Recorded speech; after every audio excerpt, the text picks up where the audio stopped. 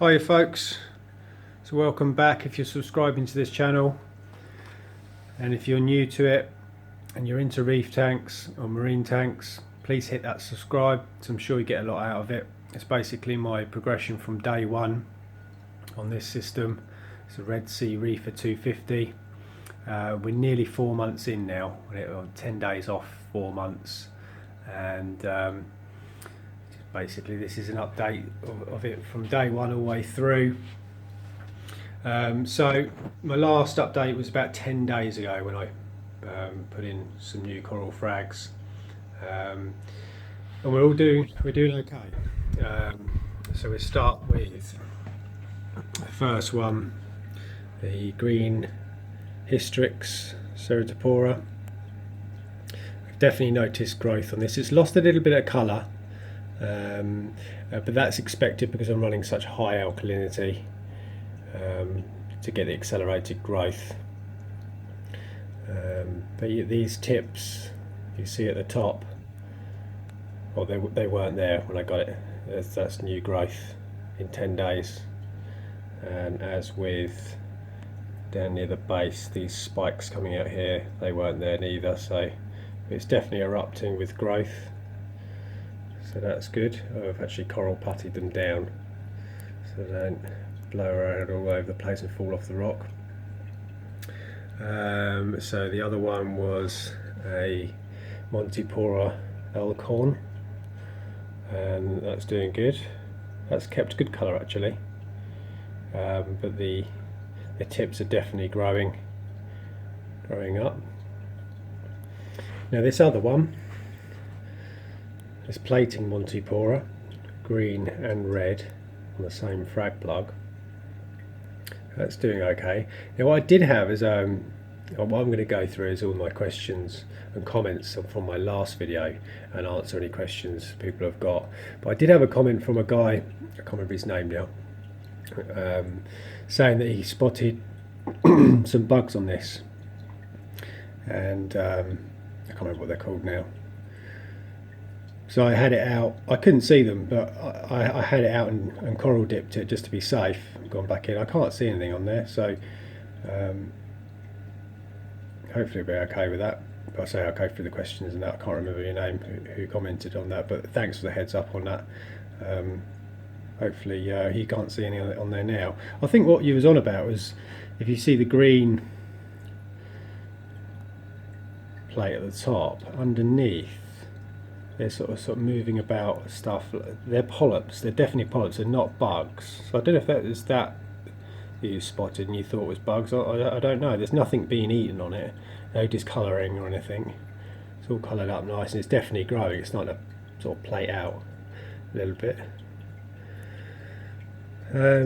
Fish stock, all doing really well. Sorry, I've just covered the other corals. The purple stylophora, as always, doing really well, still growing, starting to split at the top. Try and zoom in on it. That piece there, that chromis gets out of the way. That piece right there, the front, focus properly. That's starting to split at the top. And the branches are just getting bigger by the week. And barley slimer, the aquapora, that is, it's not growing as quick as I thought it was going to, because they're supposed to grow really quick, but in 10 days, well, I think it's been in there a couple of weeks or so now, but that's definitely growing, especially around the base and the top. See that white piece at the top, has extended more, so yeah, it's definitely growing. All looks good colour and healthy. My Hystrix, pink Hystrix ceratopora, that's doing great. All new branches starting to split at the top. Trying to get a close up on these so I've got a good video documentation.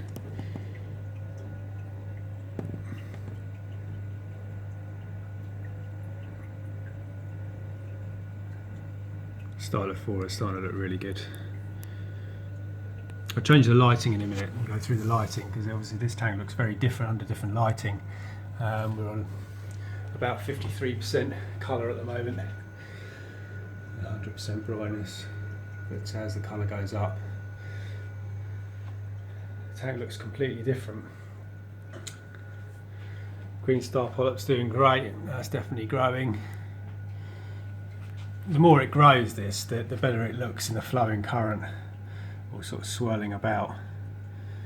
I'm not sure these polyps down here, it's just sprouted out the live rock, just like just a pale polyps. They look quite good as well. The trumpet coral down here, candy cane, it's doing good. Definitely splitting on both sides, 2 males on each now. What else we got? This sort of emerald colour star polyps doing fine. Slowly growing.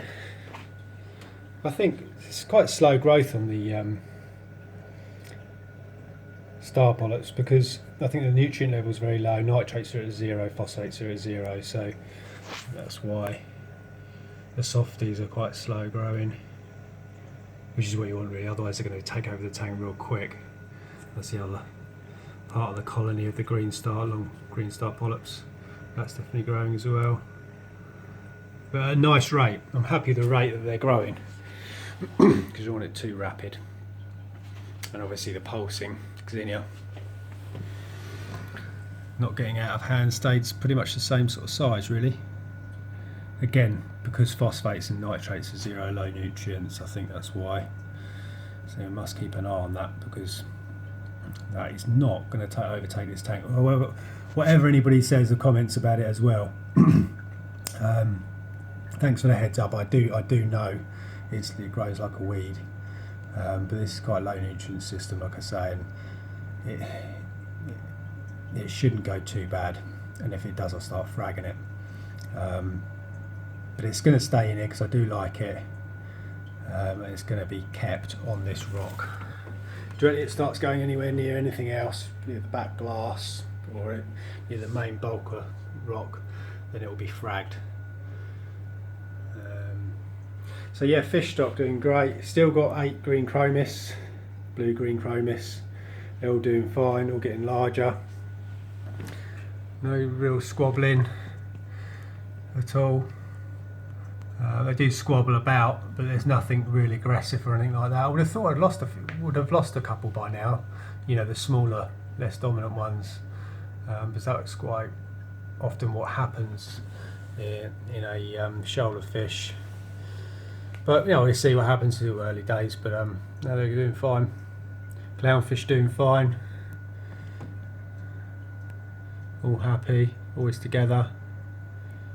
They love this corner. This seems to be their little corner down here. I haven't hosted this pulsing Xenia, but so they might do eventually. Cleaner shrimp, he's fine. My mimic tang is definitely put on weight. Always pecking and doing a great job of keeping everything clean in here. It's all constantly picking at the rock and the sand, which is the reason why I put him in here. I didn't want to really put a tang in this size tank, but seeing as he's so small, and if he does get huge, I'll end up rehoming him, but hopefully not. It'll be interesting to see what he changes colour to as well when it gets bigger. But yeah, he's doing really, really well. So he was really skinny near the top, near the dorsal fin. He was sort of sunken in, but now he's bulk dried up. Really good health.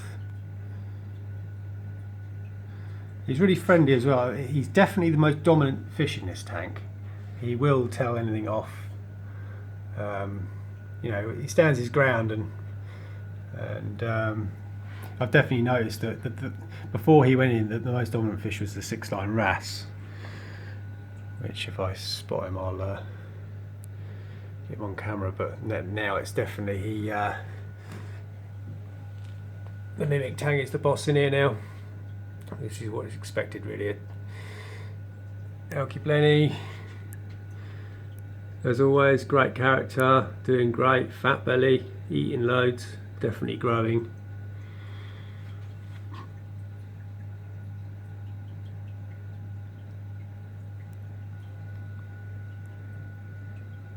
He's good as well for keeping the algae down off the rocks. He's constantly picking any hairy bits. You see how it's there, the tang comes up to him sort of as he's eating. The tang thinks, what am I missing out on? And comes and starts pecking in the same sort of area. Where's that wrasse? I have seen him today. He's in here somewhere.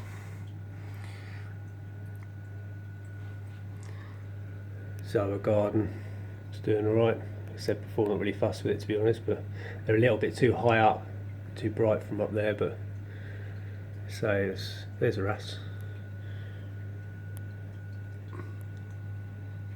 It's annoying because he's always in and out of the rocks, you can't always see him.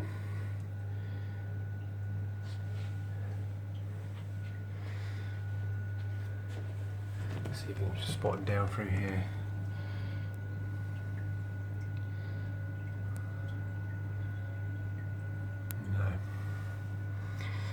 So was it yesterday? Yesterday I did my maintenance on the tank, which involves obviously a 10% water change and obviously servicing of anything underneath, obviously emptying skimmer cup, changing the filter socks out, and if I need to, if it's the week where I change Rafos or carbon, I do that. That's usually every 3 or 4 weeks.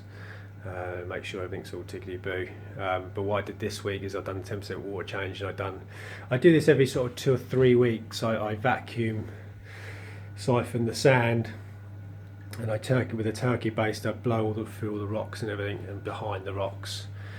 Makes a right mess in the tank. All the detritus and that coming out of the rocks and the sand. But it's what I do is I do the 10% water change. Siphoning the sand, and then what I do is put 10% of new freshly mixed up salt water in, and I blow everything off the rocks and behind the rocks and everything. All the detritus comes up into the water column. I put all the wave machines on full power. I put the return pump in the sump on full power as well, so all that detritus and waste goes down into the sump, into the filter socks.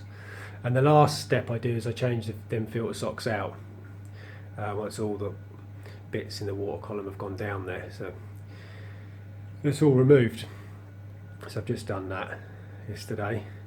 Down in the sump, everything going all right apart from one thing. Everything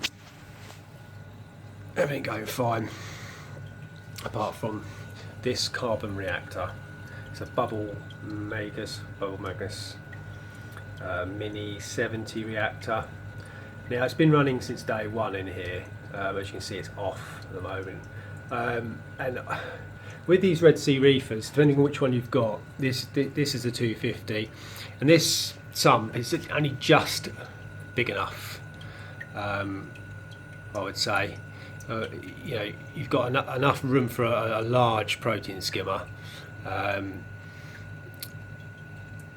And a few other bits and bobs and stuff, but if you see here, I've got my phosphate reactor hanging on the rear there, so it's nice up out the way. It doesn't interfere with anything. It's quite space saving the way it sort of hangs on the side of the top up tank.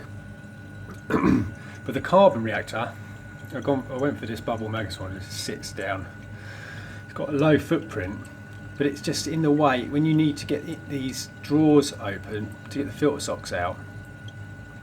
You have to take the whole thing off its pump, off its housing, and pull it all out. It's just a nightmare every week doing that.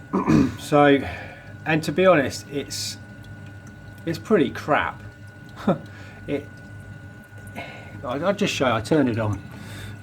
It's not. I'm not using it right or anything. It's been okay. It's just there's a few problems with it. The way it works. There's a pump underneath. Pumps water up through the carbon. Comes up through this other plate, and then just falls over the edge. Overflows. which is fine, it does the job, but the design of it is that, so when you've got this overflowing here, you've got this splashing, as you can see, as it drops down, it hits the surface of the water here, it splashes, so you get all salt water splashes all the top of the rim here on this glass, which is really annoying. And I don't know if you can see, but the way it's overflowing, it's not overflowing consistently all around it. It was initially, but the more you put in there, the less it sort of comes out of the top. It's just, I just don't rate it at all. It's the only piece of equipment I purchased that I don't think much of, to be honest. The solution to it is, what I'm going to do is I'm going to, next year, there's no rush for it, to be honest, in the new year I shall get another one of these Phosban reactors. I shall mount it in here and use that for carbon. So yeah, that's the plan with that. Protein skimmer is doing great. This is obviously it. This cup was emptied yesterday. Yeah, it's doing really good. I will advise that anyone that's going to buy one of these Red Sea Reefers or any reef tank, just oversize the skimmer, because the rating, they say that skimmer there is rated for 600 litres. And when they say that, that's for a tank that's got a low stocking. So, and we all like to put lots of stock in, lots of bioload and stuff, lots of fish. You end up having a lot of bioload, and whatever, if you match the skimmer to the size tank you purchase, you end up it being too small, because that skimmer is rated for that amount of litres, low stocking. So this skimmer, the Deltec SC1351 DC skimmer, is rated for 600 litres, which is about right. It's about 3 times what this system's water is. And I think that's the reason why I've got such low nitrate levels. Well, non-existent nitrate levels. And the water's always crystal clear. So advise that if you if you're going to do a tank, don't never cheap out on the skimmer. That's the key point, key pieces of equipment that keeps the water perfect. Because I could have easily have gone for a smaller model, those Bubble Magnus ones, half the money, not even half the money. They're rated for like 250, 300 litres, which you'd think, yeah, that's all right, because this system's only got 250 litres. But no, definitely not. Dosing's going fine. Running the parameters at alkalinity between sort of 11.6, 12. Calcium 440, 450. Magnesium about 14, 20. 0 nitrate, 0 phosphate. So yeah, all water parameters are going well. I'll just show you the shut these doors, how the lighting looks different. If you look at that now, that's at 55% colour. Try and do this with 2 hands actually. So if I just get into manual mode, that's 70. Let's check up to 100. Right, there you are. There's 100% colour with about 10k. It's quite hard to work out actually on these Kessels what percentage of colour matches what actual figure of temperature. I'm presuming that this 100% colour would be about 10,000 K. Oh, sorry, 10k. And obviously going through, you sort of have a bit of guesswork to what it's going to be, but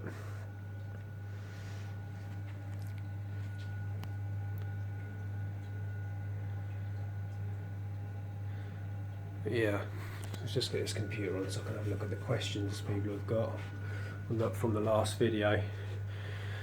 Obviously, if you've got any questions, if it's a quick reply question, I will reply to it, but if it's something a little bit more in depth, I'll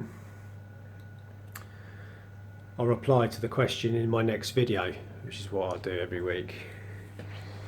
Okay, so let's just get this computer going. Okay. So yeah, there's the 100% colour. It should in a minute switch back automatically. Where it was before. Let's go back. And this is the, there you go, it's about 56% colour now. When you go low with the percent of colour, obviously it goes to a different colour temperature, and different colours show up differently. Right, so questions we have, let's just run through these on the computer. It's not a great deal, there's lots of different comments here. Thanks everyone for your comments, really appreciate it. So, Steve Dyers. Just reading through the comment. Would I change anything? Right.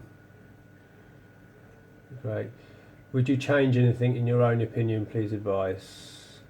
Yeah, like I just said actually about, I wouldn't change anything with this system apart from that carbon reactor. I'm definitely going to switch that out for a different one, because that's highly annoying, that bubble magnets overflowing waterfall rubbish. But no, I'm just so happy I went for the Red Sea REEFER. I love Red Sea as a company. The products are really, really good, and the build quality on this tank is so good. If there's anyone wondering or you'd like to get one of those reefers and looking at the competition, I looked into this so hard. There really isn't any competition, really, to be honest. You've got, you know, such a good layout of this. The central overflow box is great. Silent downflow. The cabinet's nice. The glass work and silicone work is really good. 12mm glass. A lot of the competitors at this size are only 10mm glass. It's opti-white as well. It's ultra clear. Sumps of really good quality as well. The glass down here is of nice, real nice thickness. The way the filter socks are set up into they're nice housings with trays, so you just pull them out. There's no crude clip ties or anything. It's just a really, the way it overflows through from the rear reception chamber. It's just a really nice design system. I wouldn't change anything, to be honest. All the equipment I put on, the skimmer's been great. What I would say is, if you're going to spend a bit of money, like, you know, they're not cheap, these reef tanks, and if you're going to do it, you may as well do it right. And I would definitely go for the pumps to be DC. So the return pump, DC pump, is quieter. They're quieter and more energy efficient. Yeah, just go for the best equipment you can afford on the system, because it'll save you money in the long run. Going for some more questions here. I was wondering if and when you get more frags, can you do it like a acclimatisation video? I did think about doing that. It's pretty much self-explanatory, the acclimatisation. All I do is, when I get a new frag back, is I float the bag to get the temperature up for 10-20 minutes. I then put into a little container, sort of 2-litre container. I do the drip method. I just drip, just drip 50% of the water, well, again back in. So it just gets used to your water after about 15-20 minutes, and then I just put it straight in. So yeah, I just do the drip method, just drip water straight in, just to match the parameters, and then I just dunk it straight in the tank. So far so good.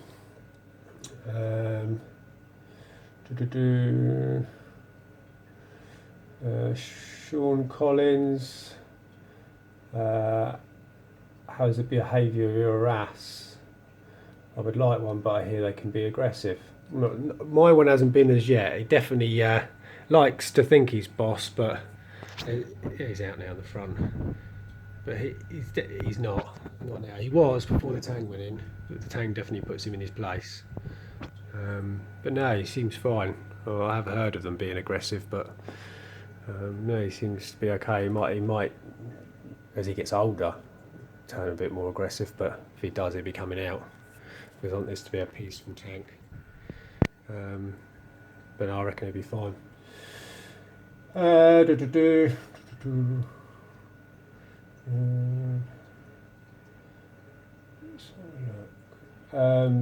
John's Dragons, how long did it take for your diatoms to go away? It's got an Aqua 1 Mini Reef 120 and it's 4 months old, still have diatom issues. Water parameters are fine, 5 nitrates.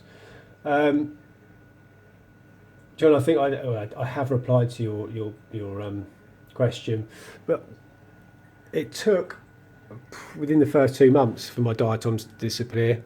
But I had the same problem as you with my fluval M40 nano reef. Diatoms just still kicking around after sort of 4 or 5 months.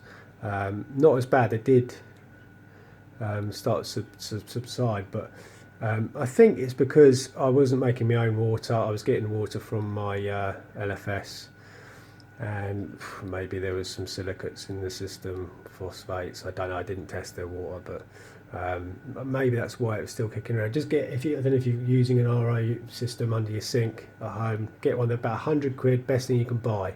Make your own water so you know that it's proper from the start. Hopefully they should go away. Make sure its TDS is 0. Make sure you don't overfeed. Keep phosphates and nitrates to virtually 0. You shouldn't get them, and if they are still around, it's probably coming from the sand or something like that. They will go eventually, so good luck with that. What else have we got? Trench rats, airsoft. Hello mate, I believe you're in Bexhill near me. Ordered the Red Sea REEFER 170. Well done, good choice. Say if you have any problems with it, give us a shout. And if you're welcome to come and have a look, check this system out anytime you like. See how I've done things. What have we got? Oh, Rob, yeah, Rob Lyon. He was the one that mentioned about the, is it newly branch? Let's have a look. Newly branches and eggs on my plating Montipora. Yeah, thanks for that heads up. So I got up on the Sunday morning, I think it was, and read your message, and the first thing I did was took your advice. I couldn't see anything on it myself, even when I put it in. Well, I was really looking, to be honest, for any bugs, but I've never dipped any of the corals that have gone in here. I should do, and I will do from now on. So you're always learning stuff, but I've been quite lucky. I've had no nasty bugs at all. But since I read that, and I thought, oh my god, the first thing I did was before even the lights come on, was that frag came out, and I dipped it. I gave it a good long dip and some coral dip stuff that I got. So it's the first time I've dipped, and this chemical stuff that you have to dip solution, God, it's really stunk, chemicals. So I did quite a strong dip, just a little bit over what they said to do on the label. So I hope that would have killed anything.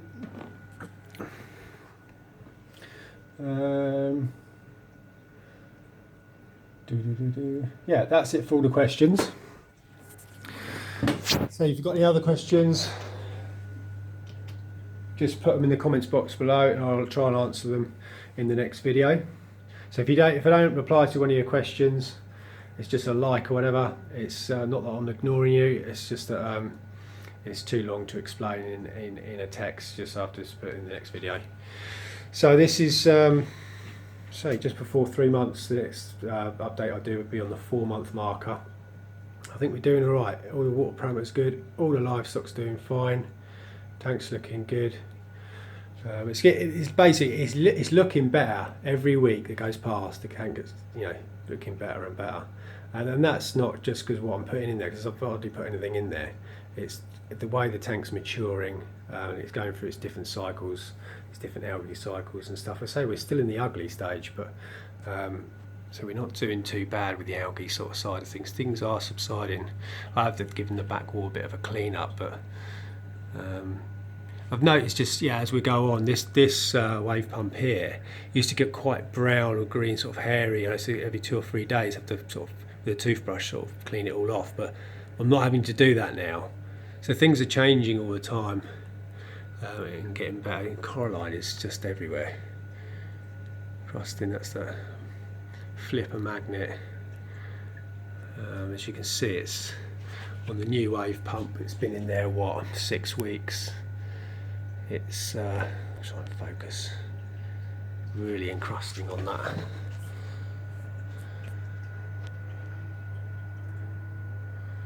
Okay, so better wrap the video up now. It's over a half hour. That's it. Do an update probably in a week or so's time, maybe 10 days, and a 4-month update. Good luck with everyone with what you're doing with yours, and I'll see you guys next time. Thank you.